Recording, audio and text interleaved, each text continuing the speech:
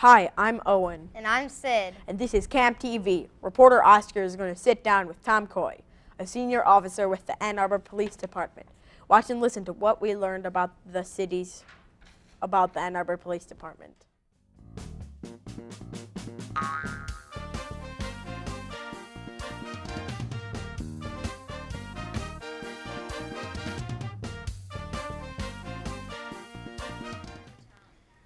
Hi, I'm Oscar, and today I am here with Officer Tom Coy. Tom, could you please tell me, how did you become an officer? How did I become an officer? Well, I actually was inspired by an older brother who was a police officer at the time in a different city. And so I rode a couple midnight shifts with him. And from there, you know, the phrase in our line of work is, I was bitten by the bug. That is to say, I was completely captivated by what he was doing and how he was doing it and the difference he was making in people's lives. And I said, I want to do that. So, when you decided you were going to become an officer, was it hard to go through the process of becoming an officer? What experiences and experience did you need to have to be able to become an officer? Well, that was quite some time ago, actually. That was quite some time ago. But I will say that I was I think I was the oldest officer because I decided to go into police work rather late in life. So at that time, you had to have at least a 2-year degree, and then you went through the academy, which for me was 8 weeks. And it's in the academy that they put you through a number of physical things. You obviously learn a lot about the law, traffic law. So there's a lot involved in it. But I think more and more there is an emphasis on obtaining your bachelor's or your 4-year degree prior to going into the police academy, which I support. So you had to pass through college and get a degree to be a police officer? Not all, but an increasing number of agencies would prefer that you have a 4-year degree before you apply to their agency. You said you started it rather late in life. How long have you Yes. been serving? I started my career in 1989, which puts you at how old? Well, you weren't even born, I'll bet. Of course not. All right, so 1989, I started out my career, and I started part-time, and within 3 years, I decided that this is definitely when I want to do it, and so I went full-time. So you started in 1989? Yes.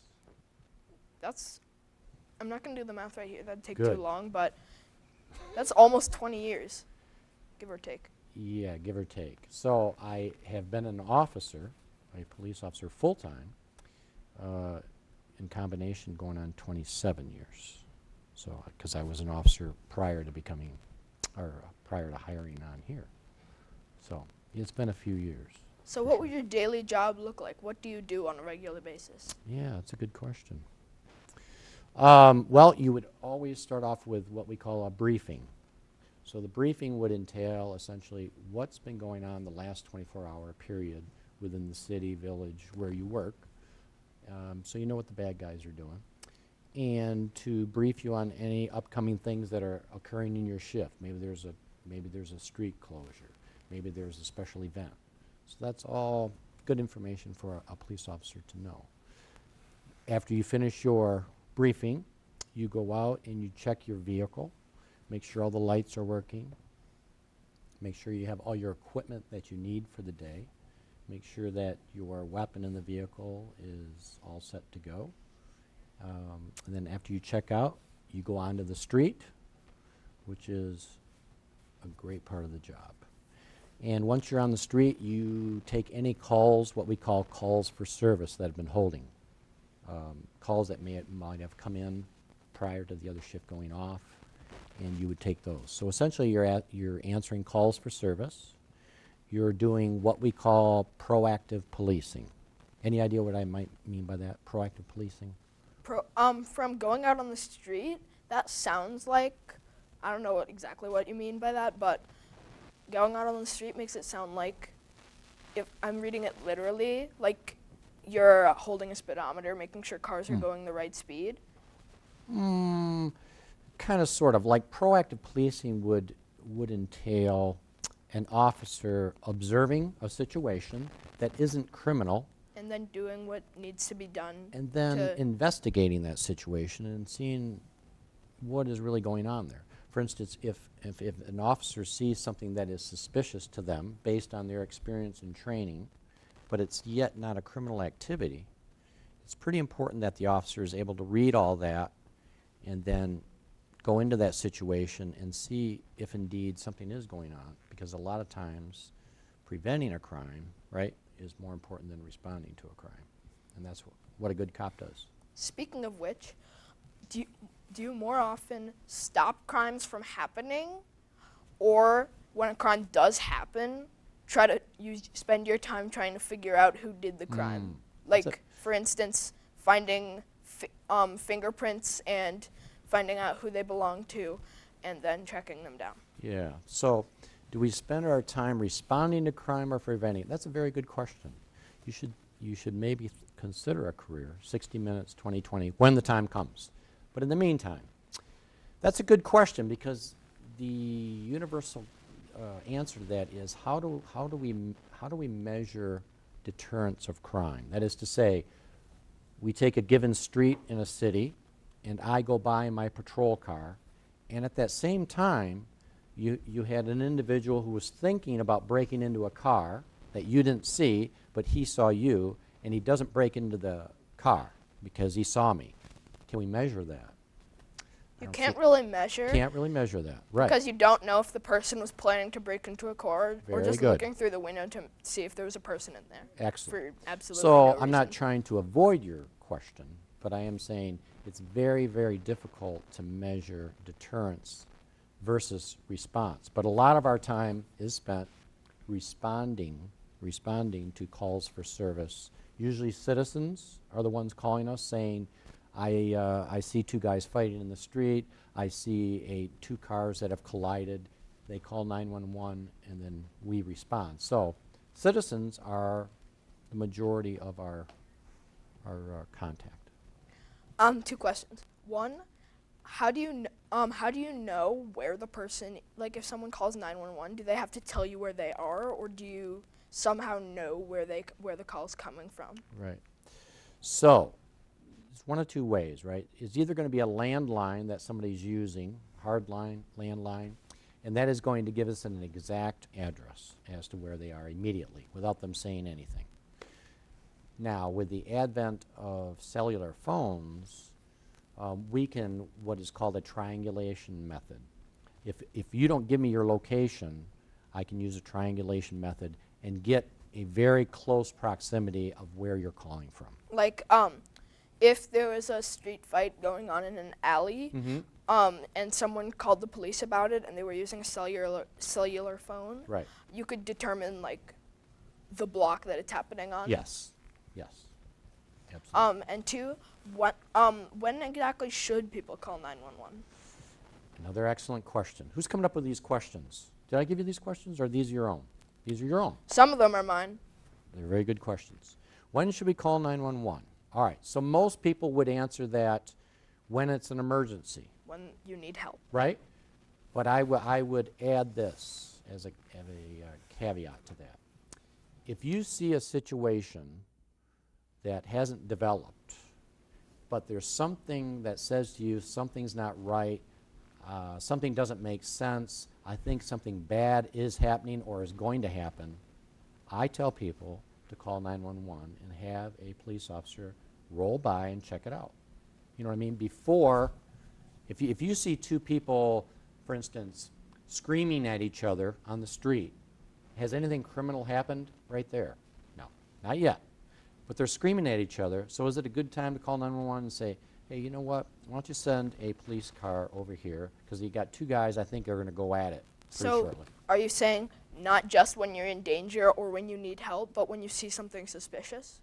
Right, that's a good one. When you see something that's very suspicious that you think is going to escalate into a criminal problem, that's the time. What would you say is, well, not the funnest part exactly, but the part you like the best about your job? That's another good question, my friend. The best part of my job, I would say for me, the best part of my job is having people who disliked or even hated the police, which we see a lot of, right, on the media, on television these days, and being able to interact with that person for a short period of time and have them be able to at least consider that not all police officers are bad. In fact, a very minority portion of police officers are bad, and most are very good police officers. So kind of changing the way they negatively see police is probably the best. Most people I know, including me, our perspective on police Yes. are that they're good people and they're trying to do the right thing. But sometimes when they're surprised or don't know what's happening, they just do something without knowing what they're doing. Tell me more about that. I'm not sure what you mean. Like you said, only a minority of police do this, but from what I've seen, not seen in person, but on TV and stuff, some people don't like the police, and sometimes when the police are surprised or something unusual is going on, they don't know what's happening, unusual things can happen. Well, I'm still not sure what you mean, but I will. I'm good at confusing myself. No, you've got good questions, my friend. To address that, I would say this, that I think what people forget sometimes is that police officers are human beings. I don't know if sometimes they think there's a factory that cranks out police officers or what, but police officers are human beings, and because we see the worst, we walk through the worst, we hear the worst every day that we're working. If you're not careful, it begins to affect you psychologically, emotionally, spiritually, right? So, if you're not careful and that continues for a long period of time, you can react very poorly, even criminally, if that isn't addressed. And I don't think there is a police officer out there that says we don't have bad police officers. There are bad police officers and they need to be removed. But from my perspective, what we've done is we've taken a very, very small segment of police officers and their bad behavior and criminal behavior, and now we've blanketed all of police officers with that. So when we take a small section of a population and label the whole population with that same label, what do we call that? Segregation. Stereotyping, right? Labeling. So it applies to police officers, it applies to everybody else. I know I didn't answer your question, but I felt like I had to go off on that tangent. I understand. And I appreciate you. Sorry, but we won't get a chance to finish your question. I'm sorry. I apologize, but we're out of time. Okay. It's been a pleasure, Oscar. Thank you for interviewing me. And if we can ever be of any assistance, whether it's in uniform or out, let me know. But your questions were excellent. Thank you, sir. Jinx.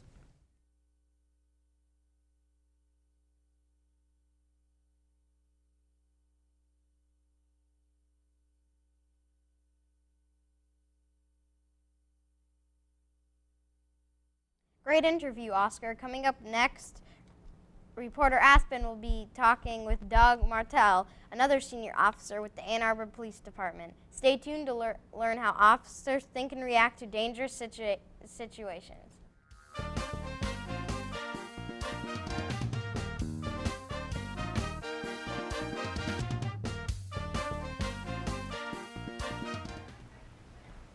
Hello, my name is Aspen Fields. Today with me is Officer Doug, what's your last name again? Martell. Doug Martell. So would you tell us, Martell, how you became an officer? Well, first of all, thanks for having me today, Aspen. This is an exciting event for me. You're very welcome. I became a police officer. I could go way back, or I can go back to my schooling part. What I did was when I decided to become an officer. I don't really care. Okay, there you go. When I decided to become an officer, I went to Washtenaw Community College for a couple of years. Okay. Strangely enough, I started out at Eastern Michigan University as a music major. Ooh. And then I decided I would get into police work after I was on jury duty a couple of times. Oh. So then I went to Washtenaw Community College for a couple of years, and then I transferred all my credits from there to Fair State University. And Fair State University has a unique criminal justice program in which when you graduate with your bachelor's degree, you also have all your police academy training. So the state of Michigan requires every person that wants to be a police officer to go through a police academy. And there was a minimum amount of hours that you had to have in your police academy, and so they put that right into their bachelor's degree program. Oh. Would you tell, if you could pick anything, and this could be any choice of yours, what would you say is the most dangerous part of your job? Probably the most, as far as calls go, like calls for service, when people call Yes. for help, are the domestic violence calls, because they're usually very volatile. You know, there's a lot of dynamics going on typically with family members. A lot of times it's spouses that are having the problems, and things can get very dangerous very quickly. Like starting a street fight or gang fights, like that. Do police officers these days deal with those anymore? Well, oh, absolutely. I mean, in Ann Arbor, we have there are times where people have fights on the street. Now, it doesn't happen a lot, and it typically happens during the nighttime hours, and there's usually some type of alcohol or substances involved in there that's clouding their judgment. So that's a part of it. And a lot of the calls that we get when people are having troubles with one another, there's some underlying reason why, and one of the ingredients in it are either alcohol or drugs. Yeah, I've seen. But as far as, I'm sorry to interrupt, but as far as gang fighting, like the true, almost like the West Side Story kind of gang fights, we don't have that happening in Ann Arbor. Oh, so I've seen like drug effects. I don't like those. So anyway, what rank are you in as far as police officers go? Like, Well, I'm considered a patrol officer, and the next step up would be a patrol sergeant, and then we have lieutenants and deputy chiefs, and then the chief. so there's only one chief. We have one chief and then 2 deputy chiefs. So say you're at the city of New York. You see this. It's back when there were a lot of gang fights in New York, like 1980s. I don't know. So you see this gang, and they look suspicious.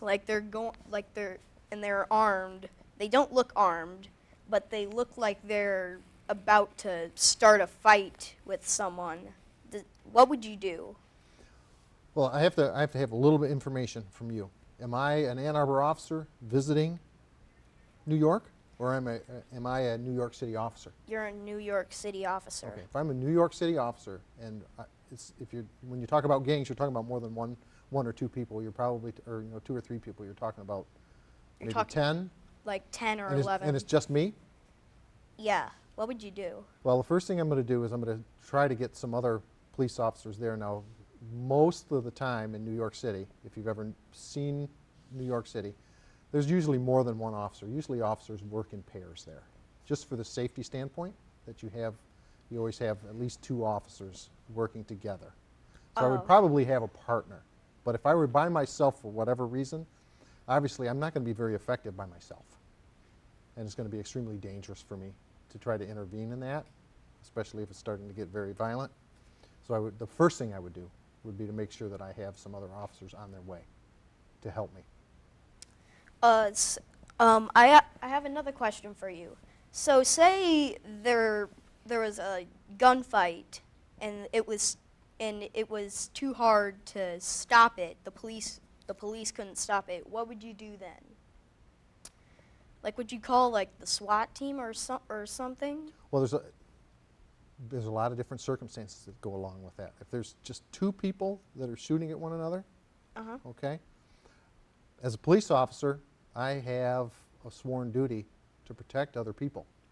So if they are shooting at one another, then I'm going to have to make a decision on whether I'm going to use my weapon against one of those people or perhaps both of those people, depending on the situation. Okay. I may not have the luxury of waiting around for, calling and waiting for a SWAT team if it's like a street shooting where it's happening in the street, because there could be innocent bystanders at risk too. And someone might get run over by a car, and that Right. that And could there's be a lot of, worse. I mean, there's a lot of things. So I wouldn't have the ability really or the luxury of time to call and say, hey, send the SWAT guys here. I'm watching these people shoot at one another. I'm going to be expected to take some type of action.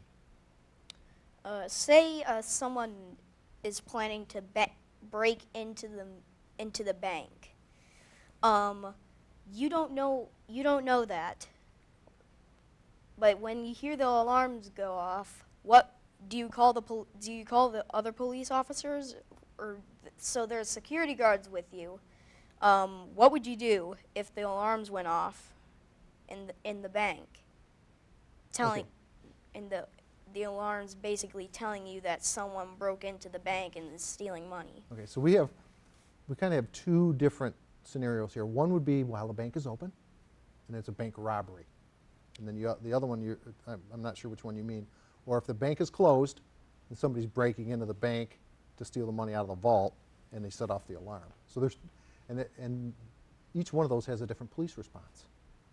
So if we get a bank alarm in the middle of the night, we know that the bank's not open for business, so they're not getting robbed. So there's probably somebody breaking into the bank.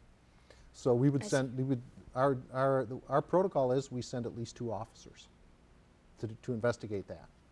Okay. I see. Now, if it's a bank robbery during business hours and somebody has pushed the panic button at the counter because somebody's come in to rob the bank, then we respond very differently, and there's going to be more than 2 officers coming, and our response is going to be different. Because there's the human factor. While the bank is open, it can be very dangerous for tellers and other customers inside the bank. Where if it's closed, we're really the whole innocent bystander thing is kind of out of the picture, because there's no other people there other than perhaps the person breaking into the bank. Okay? Does that answer your question? Yes. Okay. So, there's another question I'm going to ask you. So, what if there was a person, he wasn't threatening any people, he's armed, and he's threatening to shoot you? I mean, he's holding these people hostage. He isn't harming them. He's not doing anything harmful to them. He has a gun and he's pointing it at another police officer. What would you shoot him? Okay, good question. If he has hostages, obviously our concern is their safety, right? Right. If he's pointing a gun at another officer, and for whatever reason that officer was not able to get their weapon out of their holster, then he's threatening that officer with great bodily harm or death because he's pointing a gun at him. I would be completely justified in shooting that person that's holding the gun on the officer. I would do that too. I mean, as So, much as I would not want to have to do that, that would be something that would certainly be my option. so are security guards almost the same as police officers? Typically not, because we go through a lot more training. You'll see security guards at different levels. It's like security officers at, say, Briarwood Mall. They're not armed. They typically just patrol around and make sure that there's not any commotion in the mall. Okay, they don't have any police powers. They don't have any powers to arrest. They have no authority to arrest anyone. Okay, I see. where we do.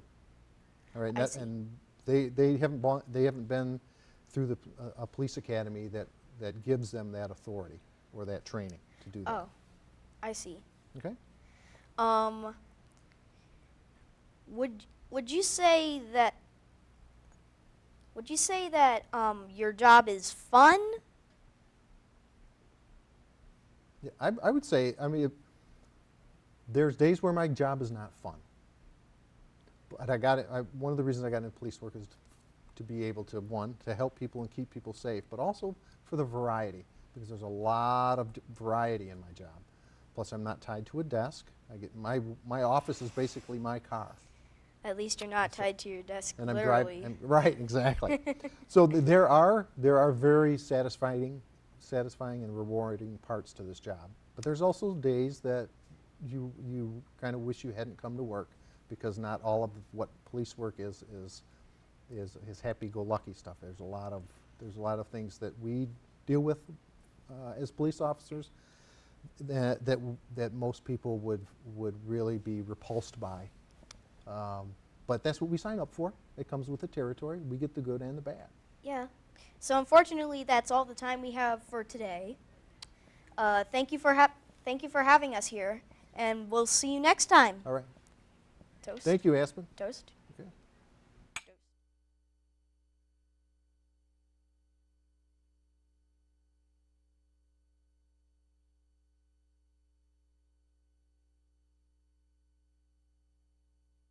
Welcome back. Up next, we have reporter Mary interviewing Eli Cooper, the City of Ann Arbor Transportation Program Manager. Take a look at what we learned about the city's transportation plan.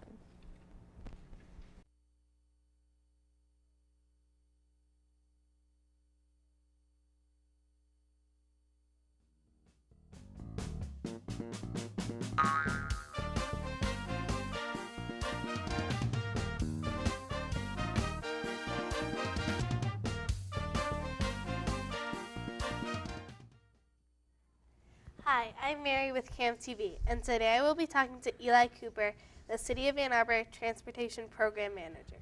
Welcome to the show, Eli. Good morning. Great Tell to be me, here. What does the Transportation Program Manager do for the City of Ann Arbor? I work in the planning department, and we do transportation planning. Some of the things that we look at is research to get good ideas to see how we can make our transportation, the walking and bicycling, transit and driving systems in Ann Arbor better. Do you have what does your daily job look like? Well, my day varies, and that's part of why I enjoy being a transportation manager for the City of Ann Arbor. Sometimes, like today, I'm communicating. I'm talking with people about the transportation system, how to use it safely, how to get around town. Other times, I'm looking at specific projects, doing research, studying what's the best solution to make our transportation system the best it can be. I see that you have some safety tips for us. Would you mind telling us about them? Oh, sure. I think one of the things that's important to remember is that your safety depends on you. You can't rely on other people to keep you safe. So some of the things that we have are light-up bracelets. These are a great thing to put on if you're out walking about either late at night or early in the morning, and they either flash or they can be bright lit. And this way a driver can see you when you're walking along the sidewalk, or if you're at a crosswalk and want to cross the street. Do they also work for bikers? They do, but bicyclists have separate requirements. Bicycles, if they're operating or being ridden in the night or early morning hours, should have a headlight, it should have a backlight, and reflectors, so this way the bicyclist can be seen by motorists, and the bicyclist can be seen where they're going. Some of the other materials that I have would be just a tip for pedestrians to cross at crosswalks. And not only cross at the crosswalks, but look both ways. Make sure it's safe before you step out into the street. One other thought, if you're a pedestrian or a cyclist at night, it's better if you're wearing light-colored clothing or reflective gear. So these lights are great, but it's also important that you dress properly. Again, the idea of being seen or visibility is really important to keep you and everybody in town safe as they're walking or bicycling around at night. So you're talking about how it can be dangerous, but why should people walk and bike around Ann Arbor? Walking and bicycling has so many benefits. It has benefits for the individual. It's part of an active, healthy lifestyle. You can walk around and it's getting exercise while you're going from place to place. Another advantage to walking and bicycling around Ann Arbor, why people should do it, is because it's fun. You can have a conversation, you could talk with your friends. When you're driving and you've got to pay attention to the road, this way, at least when you're on the sidewalk, you're in a place where you can have a good time at the same time as getting around. And what's bad about walking and biking in and around Ann Arbor? What's bad? Gee, that's a good question. I think one of the things that is important to pay attention to is that not everybody operates by the rules. So some of the bad behaviors that we see, sometimes we see drivers that don't slow down or stop for pedestrians that are walking across the street in a crosswalk. We also see that sometimes the pedestrians aren't paying attention when they step out. Maybe the light still says don't walk, but somebody will step out into the street. So I think in terms of responsibility, if the pedestrian or the walker or bicyclist pays attention to the rules that they have and the drivers pay attention to the rules that are out there for drivers, our city would be safer for everyone. And I heard about this thing called the Ann Arbor Bike and Walk Program. Would you mind telling me about that? Well, that's a program that we have in order to continue to develop our bicycling and pedestrian or sidewalk system so that it connects people to the places they want to go. I started working for the city of Ann Arbor 10 years ago. At that time, we only had a handful, 5 or 6 miles of on-road bicycle lanes. Now we have close to 90 miles. And these bicycle lanes are places where it's safer for bicyclists to pedal around the community and do it in an area on the roadway that's identified for the bicyclist and not for pedestrians or for cars. And what's next for the Bike and Walk program? You know, we continue to build out the system that we have identified. We absolutely have a responsibility to continue to communicate, and I really appreciate the opportunity to speak with you and your audience at home about the types of issues that we have. Safety is really, really important. It's the most important thing that you can do. I mean, I did describe that walking and bicycling is part of a healthy and active lifestyle, but it's really important for the people who are walking, bicycling, and even if you're the passenger in a car or a bus, to allow the driver to focus on driving so that everybody in Ann Arbor can get to where they want to go safely. Anything else you'd like to mention? No, I just think that appreciate the opportunity. Oh, you know what? I do have one other thing. These flashing bracelets and keychains with the stop for pedestrian messaging that I brought enough so that everybody on the project team can have one, and hopefully they'll use them as they walk and bicycle around town safely. Okay, thank you. Do you have any other things? No, I think that's it, other than a great big thank you to you and the program for the opportunity to communicate to your listening audience. Okay, well, that's all the time we have, but thank you for talking with me. Thank you. you. It was nice meeting you.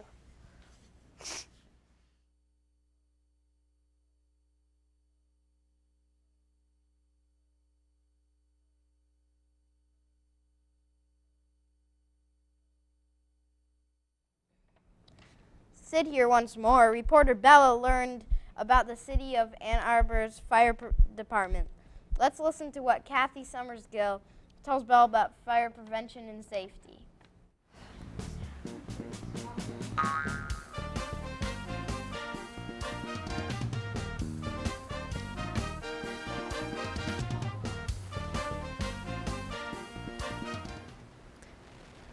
Hi, my name is Bella, and I'm from Camp TV, and this is Kathy Summersgill, who is an Ann Arbor Fire Department inspector. How are you today, Kathy? I'm doing well, thank you. Okay, so just gonna start with the questions. What does a fire inspector do for the city of Ann Arbor? So as a fire inspector, we check businesses in the city of Ann Arbor, anything from gas stations to movie theaters to any kind of professional business and buildings, and make sure that they're safe and that they're complying with federal, state, and local fire codes. Cool. So how did you become a fire inspector? Well, I was a firefighter for 20 years, and then I basically I went through the testing procedure. I interviewed and took a test, and I had to study and do well enough, and then I became a fire inspector. I took a promotional test and Cool. So what does your daily job look like? so basically I kind of set my own schedule. I make appointments with building owners and business owners, and I drive around and do my inspections and check things in all of their businesses, and Cool. and then and sometimes we do fire investigations. If there's a fire, especially if we're the one that's on call, one person's on call for 1 week, and I do things like this. Cool. So how many fire stations does Ann Arbor have? Ann Arbor has 5 fire stations where there's fire trucks, and then I'm in a building that used to be a fire station, Fire Station 2, and basically it's just offices now. Cool. Yeah. So what's the best part of your job in your opinion? There's 2 things that I really like, and one is teaching people and kids fire safety and just learning how not to burn and how to get out safely in case there is an emergency, and finding out when somebody succeeds in that. So if they say, "Oh, I found something," or we got out, or we put out a fire before it got big, or something like that, and I really enjoy fire investigations and trying to figure out how it started. Okay. So you brought like prop. Mind explaining about it? Sure. So this is one of the things that we do check in businesses, and it's a fire extinguisher, and they can be in your homes too, but this is the size that we ask for in businesses. This is an inspection tag. We'll check those, make sure they're up to date. They have to be inspected every year. They have to be in the green, make sure that basically it's all charged up and ready to go in case of an emergency. Cool. So what are some fire safety tips that you would suggest to students or people that you would talk to? Good question.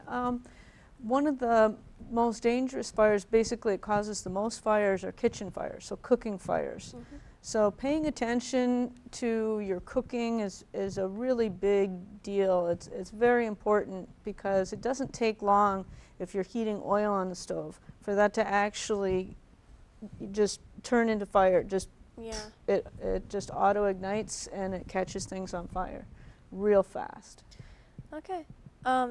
So what are some fire prevention things that you would talk about to people? So things that we talk about are for fire prevention is things like getting checking your fire extinguishers. Make sure you have one in your home. Making sure that your smoke detectors work, that they have batteries, and that there's enough of them in all their sleeping areas, sleeping rooms, and hallways, and make sure your candles go out at night. You could even use the battery-operated candles. They still look nice, and they don't cause fires. Yeah. So is there anything else you would like to mention about being a fire inspector, firefighter, or something? I think it's been a really great job. I've really loved working here and doing what I do. And for anybody who's interested, it's fun. Okay. So unfortunately, that's all the time that we have right now. So yeah. Bye. Thank you so much.